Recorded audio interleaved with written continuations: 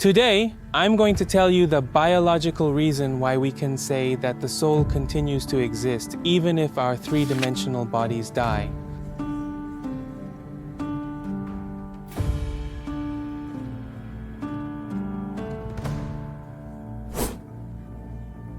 Of course, if you think it's hard to agree with me today, please leave the channel quietly. Please understand in a broad sense that everyone has the freedom to express their opinions.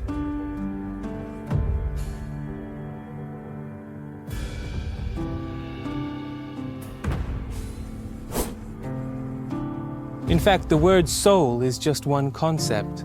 When we die, the three-dimensional body becomes useless and the rest is left behind.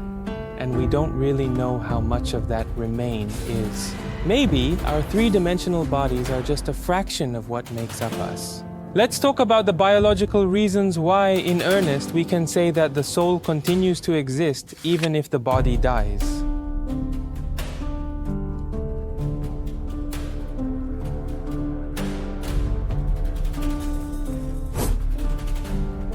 Here are two ordinary people. For convenience, let's refer to one person as A. The other person would be B, right? One day suddenly, A receives a transplant of B's right arm. The reason doesn't really matter. It's not important in the center of our conversation. B is sick, and there are only a few days left to live. The two are close friends. Let's assume that A lost one arm in an accident. Transplantation like this is not common, but it's not just unusual, because it actually happens in hospitals to have a heart or kidney transplant from a person you never knew before. A receives a transplant of B's arm, and a week later, when the wound is almost healed, this time, the two exchange each other's corneas. They repeatedly receive transplants and undergo surgery. In this way, A and B exchange everything. This includes all brain cells and hearts.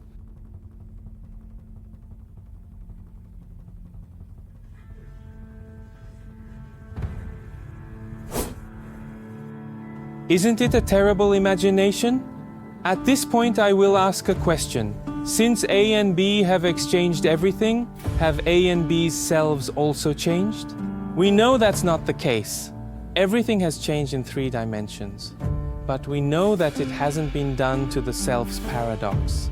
Of course, there is a possibility that this person's memory may be partially transferred to other people because of the exchange of brain cells, but I don't think that each other's self has changed. I don't know how to explain it, but we already know that each other's self hasn't changed with our senses and feelings.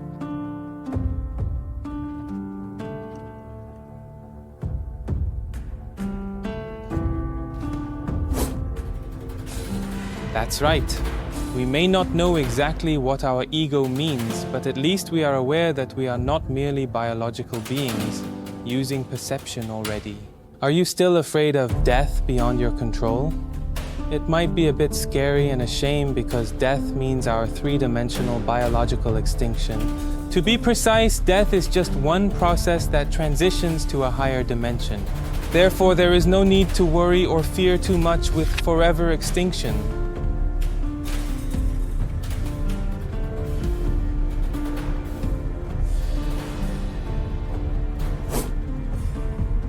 In the next video, I'll tell you why the law of pulling is a trick.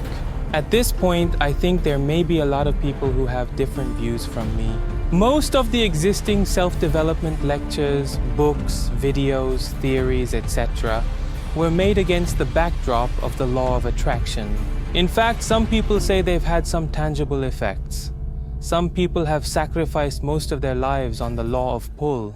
I hope I do not become a burden in the lives of such people.